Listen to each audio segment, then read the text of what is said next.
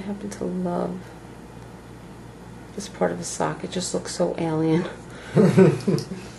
Well, some people probably love the easy part, some people love the hard part. It depends on what you like as a knitter, you know? It depends on your mood, I think. I think most knitters like the challenging part when they want something to engage them, and they like the easy part when they want something more meditative. Actually, I've had this week's episode of Knit Spirit is all about the different types of knitting and what's pleasurable for what you need, meditative or challenge or... And where can people find Knit Spirit? It's at knitspirit.ivyreisner.com, or you can find it on iTunes or your favorite podcatcher. That's cool. That's cool. So you've got 2 knitting podcasts, right? Or 3? 2. 2, which is this and Knit Spirit, right? Mm-hmm. And yeah, and I actually heard your last one, which is very good. So you guys should check it out. I mean, it's a different take on what knitting means to people, I think. Mm-hmm. And I'm not saying that because she paid me. No, no, actually, seriously, go check it out. It's really cool. But you know, it to me, I mean, I'm looking at this, and people will have different uses for knitting. I mean, some people might find it therapeutic, some people might find it being... My father told me about the stories about the British pilots in World War II, that they used the knitting to keep their hands from shaking. Because the planes would cause such a tremor in the hands. Yes, okay, so where are we at now? We're starting at the heel stitches. I have 14 stitches on the heel right now. I want to knit half of them onto the needle I just picked the gusset stitches up onto. So I'm going to knit 7 of them. All right.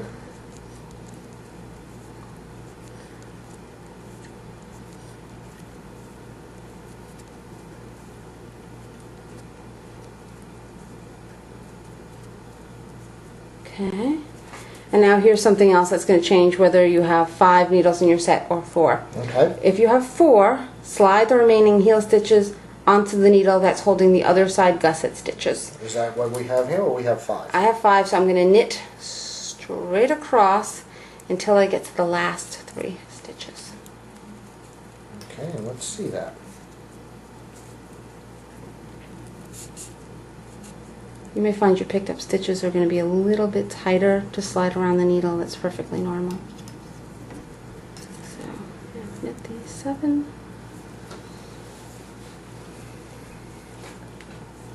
Now, you said that depending on the knitting needles 4 or 5 is depending a little bit on what you do to make this consistent, correct? It's how much you have to slide the stitches around to accommodate having 1 less needle if you have 4. Any pattern that's written for 5 needles can be done with 4 needles. You just have to have one double, one take up twice as many stitches. And if it gets confusing, you can put a stitch marker in between what would represent needle 1 and needle 2. So, how did you learn, on 5 or 4? I learned on 4. Which is easier to learn on, in your opinion? Does not matter. I know, knitter's choice, right? It's just a matter of slipping some stitches around. When you've gotten to this point and you're comfortable with knitting around on a sock like this, slipping a couple of stitches is not going to bother anybody. Okay, I'm just... Again, I'm asking because I don't know. Mm-hmm. Of course, of course.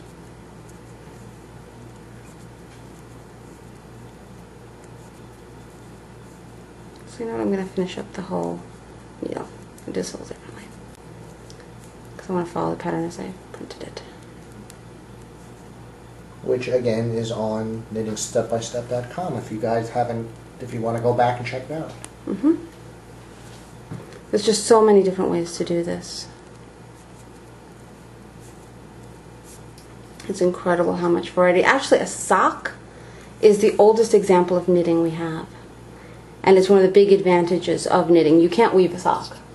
The shaping is too much. Where did they find the historical records of sock knitting? Egypt. No kidding. Mm-hmm.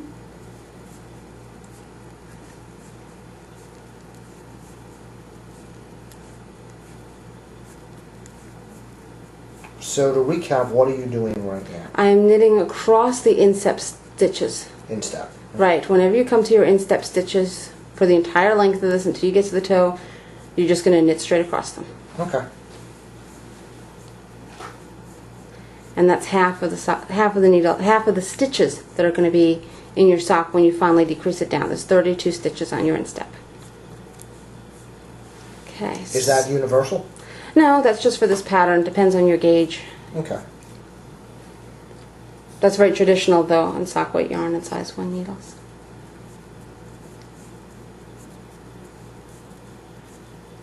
So, looks like it's the end of this. I'm going to show you your first decrease.